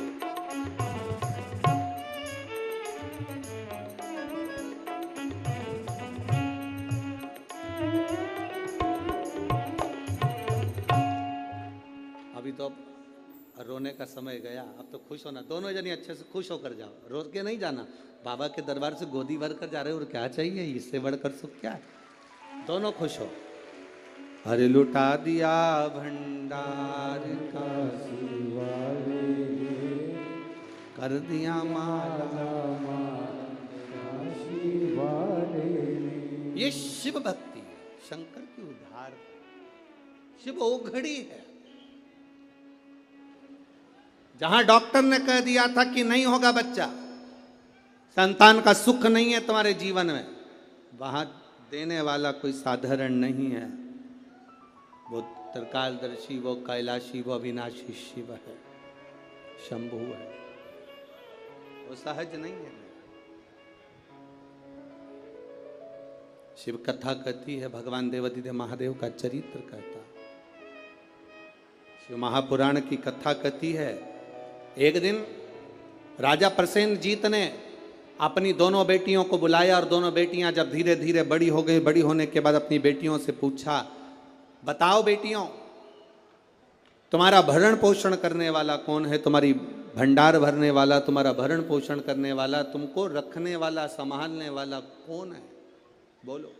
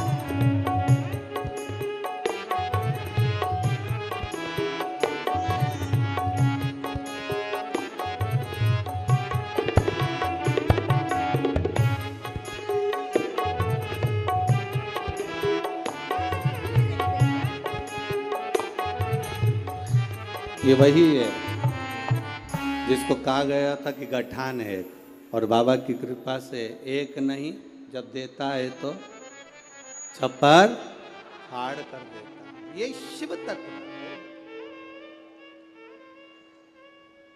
शिव भक्ति है। नेनुका और रेणुका दोनों से पूछा गया, प्रसेनजीत ने दोनों से पूछा, ये बताओ। प्रसेनजीत पूछ रहे हैं कि इस तुम्हारे जीवन का ये भरण पोषण कौन कर रहा है।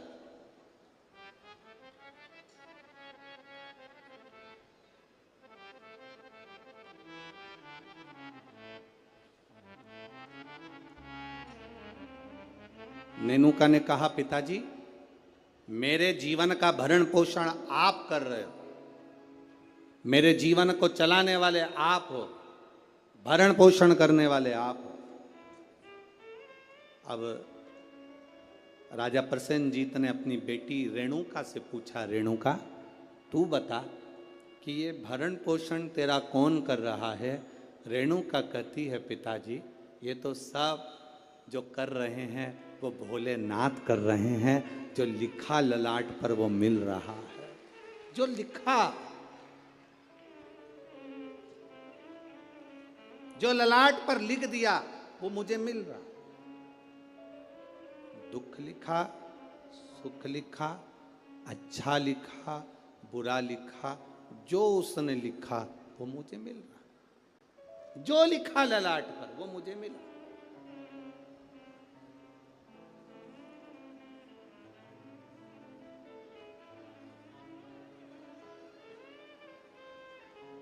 और तेरी कृपा बिना ना हिले एक भी अणु, लेते हैं श्वास तेरी कृपा से।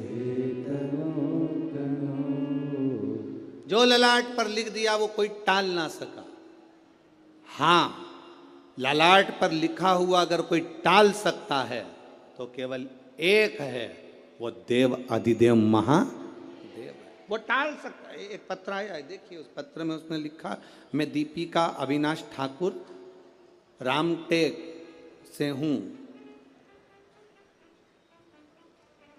कहीं बैठी हैं? बैठी हो तो हाथ हिला सकती हैं। आप ही हैं? दोनों हाथ हिला दो एक बार। हाँ, श्री शिवाय नमस्तुभ्यम। मैं दीपिका अविनाश ठाकुर रामटेक से हूँ। मेरे बाबा के 3 अनुभव मैं बताना चाहती हूँ गुरुदेव, मैं क्या वर्णन करूँ। मेरी मामी को जो रजनीबेस रामटेक में है, उनको कैंसर हो गया और कैंसर होने के बाद में उनका नागपुर में इलाज चला। नागपुर से इलाज कराने के बाद उनको दिल्ली ले गए। दिल्ली ले गए तब भी उनका कैंसर ठीक होने को नहीं। गुरुदेव आप करें तो करें क्या। तब बाबा देवाधिदेव महादेव पर विश्वास रखकर दिल्ली से दिखाने के बाद में वो ऑपरेशन का बोले पर हम उनको लेकर आए और गुरुदेव शिवजी पे चढ़ी हुई बेलपत्र उनको खाने के लिए देने लगे। शंकर पर चढ़ा हुआ जल उनको पीने के लिए देने लगे। मैं बाबा का क्या गुणगान करूं गुरुदेव। आज बाबा की कृपा से जो मेरी मामी जी को कैंसर हो गया था वो पूर्ण तरह से ठीक है, इसलिए मैं बाबा को यहाँ नमन करने के लिए। आराम है बाबू?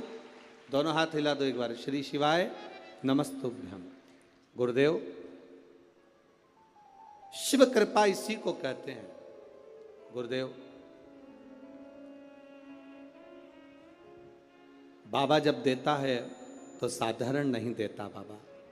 गुरुजी आप कहते हो कि सारी समस्या का एक लोटा जल है हल, पर निवेदन करूं गुरुदेव, बेलपत्री में भी वो बल है कि साधारण व्यक्ति उस बेलपत्र को समझ नहीं सकता। ये शिव तत्व की प्राप्ति। बैठिए बहन। शिव भक्ति वो क्या दे रहा है, क्या कर रहा है, ये उसके ऊपर निर्भर है। नागपुर वालों, आप लोगों को मौका मिला है 5 दिन की कथा का। जितने दिल से, हाँ लोग कहेंगे तुमसे भीड़ बहुत है, बहुत गर्दी है, बहुत भीड़ है, बहुत गर्दी है, तो भी कह देना कि वो हमें जहाँ जगह मिले वहाँ बैठकर दिल से जितनी देर मिले उतनी देर की कथा श्रवण कर कर उसको एक बार अपने मन की बात कहकर जरूर जाना। वो 3 महीने में क्या देगा ये उसके ऊपर निर्भर। वो क्या देगा ये वही जान सकता। भगवान ने अगर आपको धन दिया है तो बन सके जो शिव भक्त यहाँ पर आए उनको दोनों हाथों से कुछ जो बन सके, पानी हो, फलाहार हो, बिस्कुट हो, कुछ भी सामग्री एक बार उनका मुंह झूठा जरूर कराओ और लिख कर रखना अपनी डायरी में कि मैंने 5 रुपए का पानी पिलाया था। 3 महीने इंतजार मत करना, 1.5 महीने में इंतजार कर कर बताना कि वो 5 रुपए का जो पानी पिलाया वो 3 गुना हुआ कि नहीं हुआ, 4 गुना हुआ कि नहीं। उसका फल क्या क्या मिल रहा है, क्या प्राप्त होगा, ये वही था।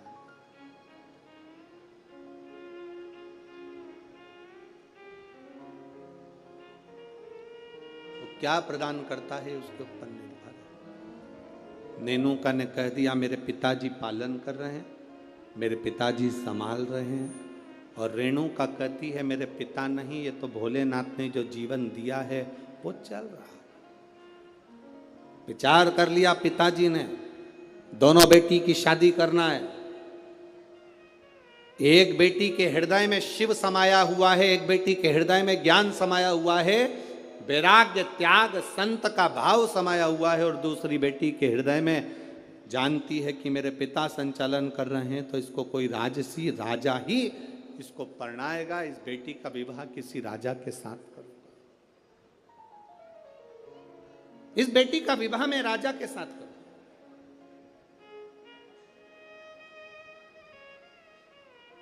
जब भरोसा प्रबल हो जाता है, विश्वास दृढ़ हो जाता है, तब परमात्मा की प्राप्ति का केंद्र बन जाता है।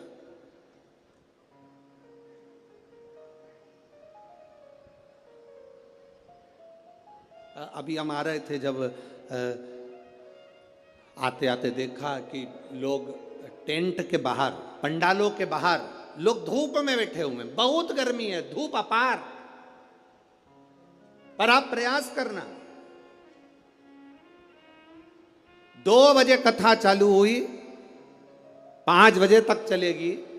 2 बजे से 5 बजे तक जो धूप में बाहर भी बैठे हैं वो अंदाजा लगा कर बैठना कि 2 बजे से 5 बजे तक आपको कहीं धूप दिखी, कहीं धूप नजर आई, कहीं धूप लगी। वो छत्र छाया कर कर बैठता है। साधारण नहीं है मेरा शिव, साधारण नहीं मेरा उघड़ी।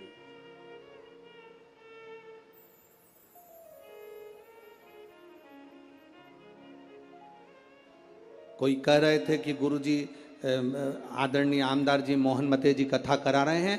हम कह रहे हैं मोहन मते जी नहीं, ये तो नागपुर वालों का जो भाग्य प्रबल हुआ, और मोहन मते जी की जो धर्म पत्नी है श्रीमती सौभाग्यवती सविता मोहन जी मते, उनको धन्यवाद देंगे कि उनके पुण्य, कहीं उन्होंने शंकर की आराधना, मोहन मते जी तो शिव की आराधना बचपन से कर कर आ रहे हैं, बाल्यावस्था से, और ऐसा नहीं कि कोई शिवालय रह जाता हो। शिवरात्रि पर भी भगवान शंकर के मंदिर में जाना, श्रावण के महीने में शंकर की आराधना करना, शिव भक्ति को अपने हृदय में बिठाना, तो कहीं ना कहीं शंकर की जो करुणा हमारे पुण्य की। एक बच्चा एक गुल्लक भरता है तो फोड़कर गिफ्ट लाता है, फोड़कर जब गिफ्ट लाता है तो वह अपने प्रयोग में लेता है। जब हमारे पुण्य की गुल्लक भराती है तब जाकर अपने परिवार में, अपने क्षेत्र में एक बार शिव महापुराण की कथा हो पाती, तब जाकर कथा हो। श्री मोहन मते जी को मैं कहूंगा, आपके इस कथा से पूरे नागपुर क्षेत्र के ना जाने कितने कितने पुण्य प्रबल हुए होंगे, और ये नागपुर वासियों ने ना जाने कितना 1 लोटा जल चढ़ाया होगा, तब जाकर ये 5 दिन की शिव महापुराण की कथा यहाँ पहुंची। ये कोई सहज है पुराण? बोल बम का नारा है। बहुत अपने पुण्य की प्रबलता हुई, तब जाकर ये शिव महापुराण की कथा हमारे जीवन में एक बार श्रवण करने का सौभाग्य अपने क्षेत्र में, अपने नगर में, अपने गांव में मिल रहा, तब मिल रहा।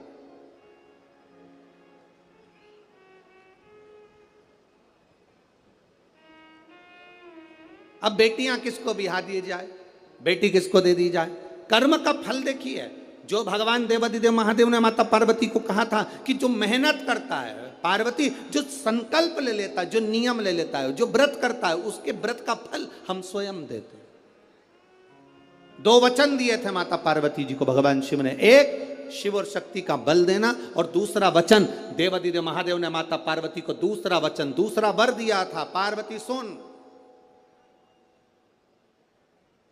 संसार में रहने वाली नारी, पुरुष, बच्चे, बूढ़े, इस मृत्यु लोक में जो रह रहा है, संसार में अगर उसके जीवन में कभी दुख की एक घड़ी भी आई है तो उसके कर्म से आई है।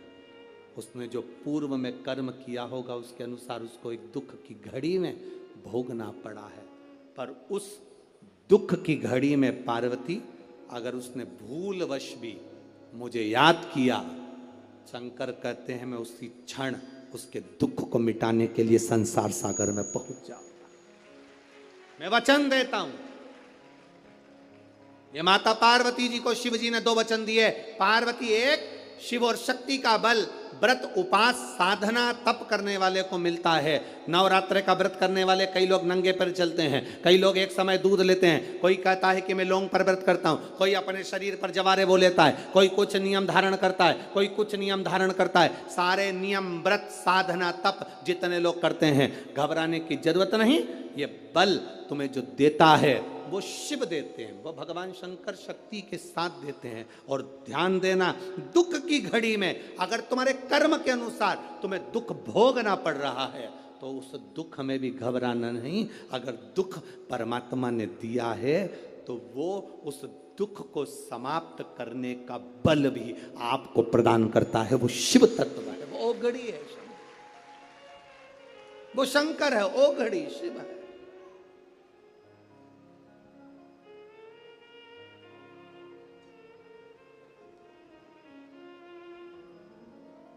वो शंभु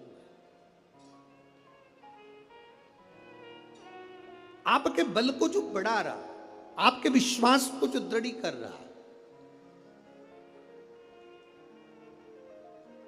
महाराज राजा प्रसेन ने विचार कर लिया, दोनों बेटी का विवाह करना है। नेनुका का विवाह करूंगा किसी राजा के साथ और रेणुका का विवाह करूंगा किसी ऋषि के साथ। नेनुका सहस्त्रार्जुन को दी गई, जिसकी हजारों भुजाएं थी, खूब राजसी ठाठ था, खूब बल था।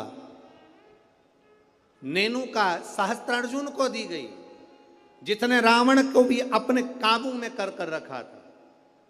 ढेर बल था सहस्त्रार्जुन के पास में, ढेर संपदा थी सहस्त्रार्जुन के पास में। बड़ा प्रबल, बड़ा वीर राजा था सहस्त्रार्जुन, बड़े प्रबल थे सहस्त्रार्जुन। सहस्त्रार्जुन साधारण नहीं थे, बड़े प्रबल, बड़े वीर। जो रावण को भी अपने कब्जे में रखता हो वो साधारण नहीं हो सकता है।